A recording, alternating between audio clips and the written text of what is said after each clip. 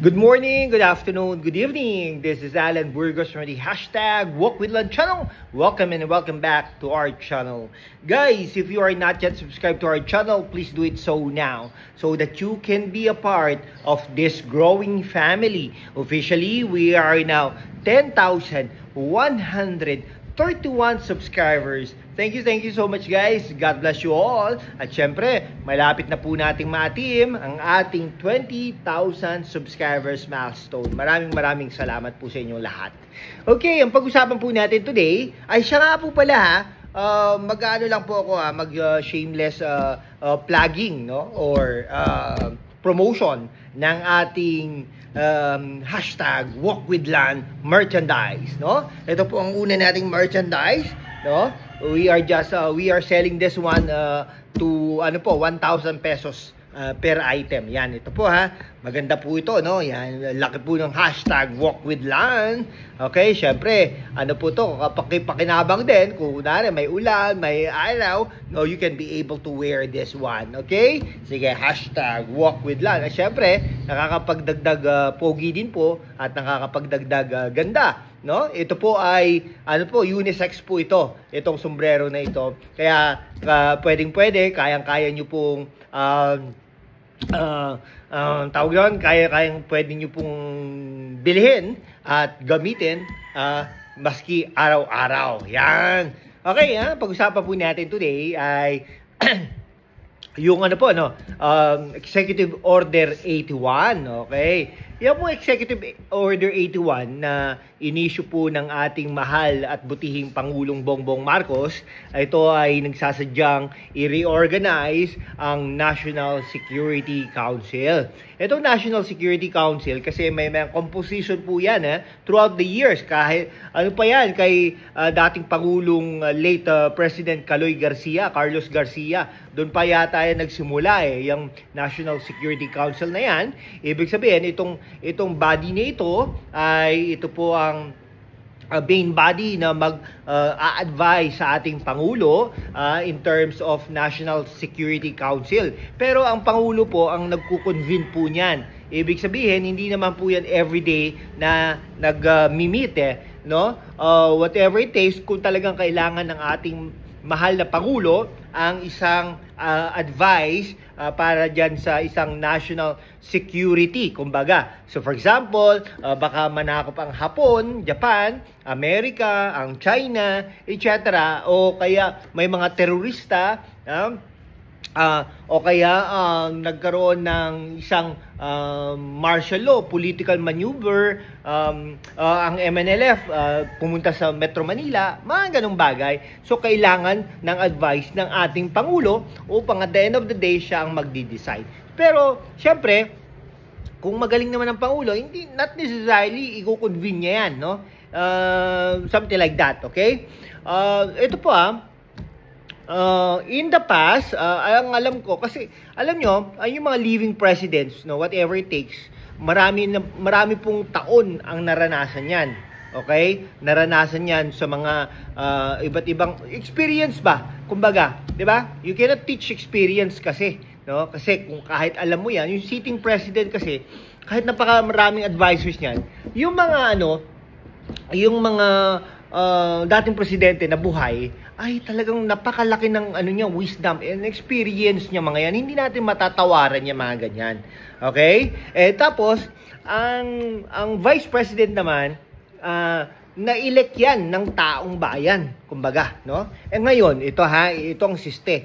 Nung pag-reorganize ng itong Executive number 81 na ito, ay inalis ang pangalawang Pangulo at inalis ang mga living presidents, no? Ay, hayaan mo na yung mga namatay na presidente na, wala na 'di ba? Pero yung living presidents, napakahalaga niyan.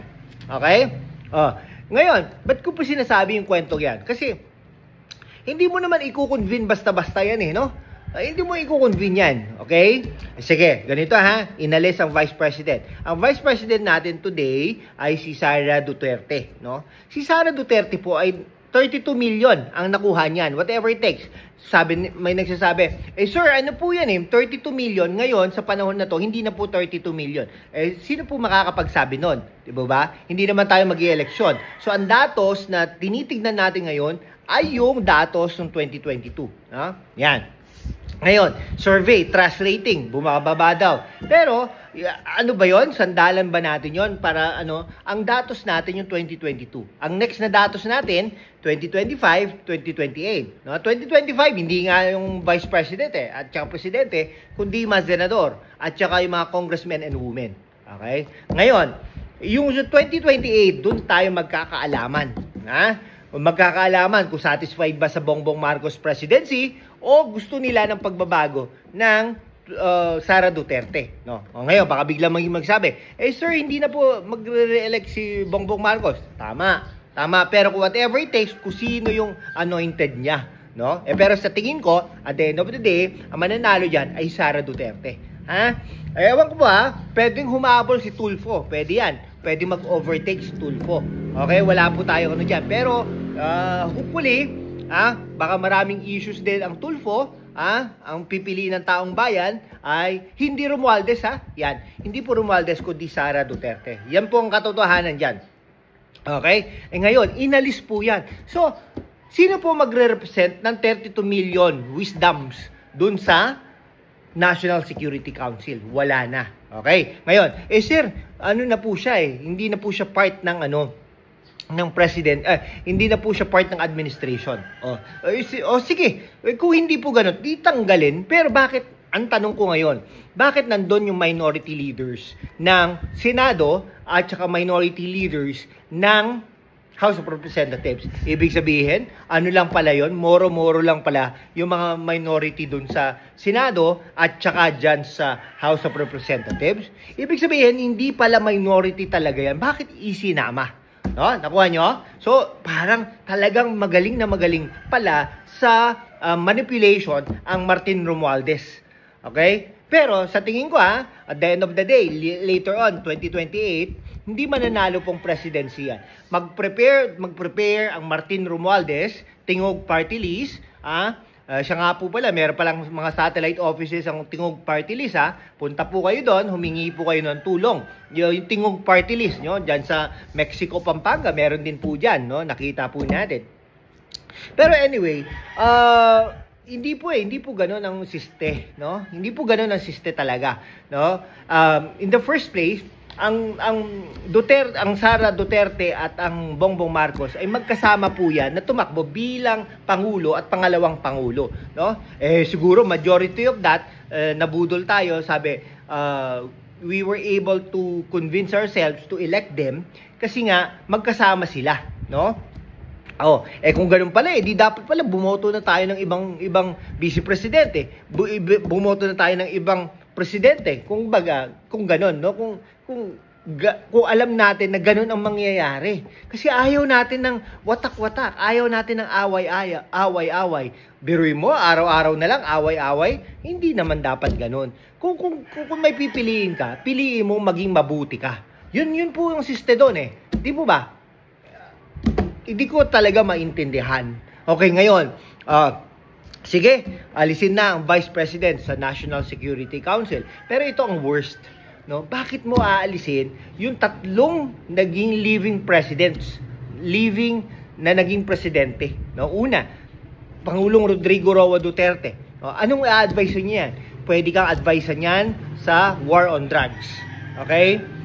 Pwede kang advise niyan sa build.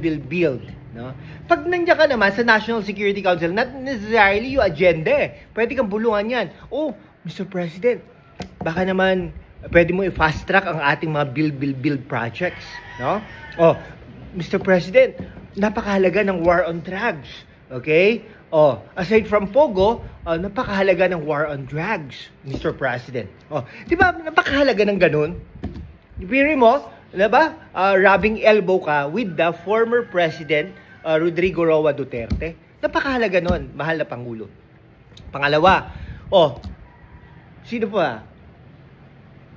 Gloria Macapagal Arroyo.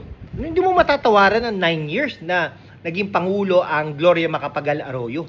9 years. Marami siya na-survive. No? Pwede kang advice niyan, Mr. President, huwag kang masyadong malapit kay Trillanes. Di ba? Mr. President, yung natin, Hello Garci, baka ma-Hello Garci ka, something like that. Mr. President, yung dayaan sa eleksyon, mga ganong bagay, napakahalaga niyan. And aside from that, kabalin yan, congresswoman, at ano po yan, no?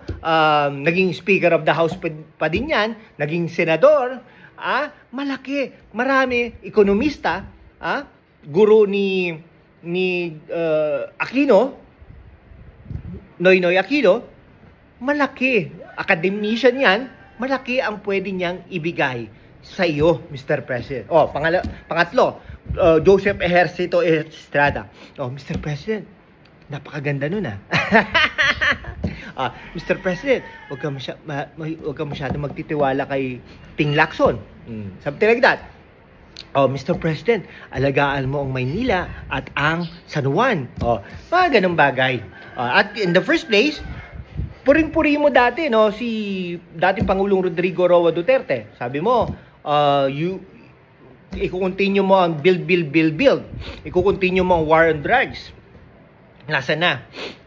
Puring-puri ka kay Gloria Macapagal-Arroyo. Sabi mo, biggest asset mo every time you go to visit countries.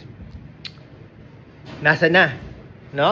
Puring-puri mo si Joseph Ejercito Estrada. Sabi mo, among tunay. Diba? Nasaan na? Okay? Sige po. Hanggang dito na lang po mga kaibigan ko. Maraming salamat po sa inyong lahat. At huwag po niyong kalimutan mag-order nito #WalkWithLand. Maraming salamat po sa inyong lahat. Mabuhay po kayo.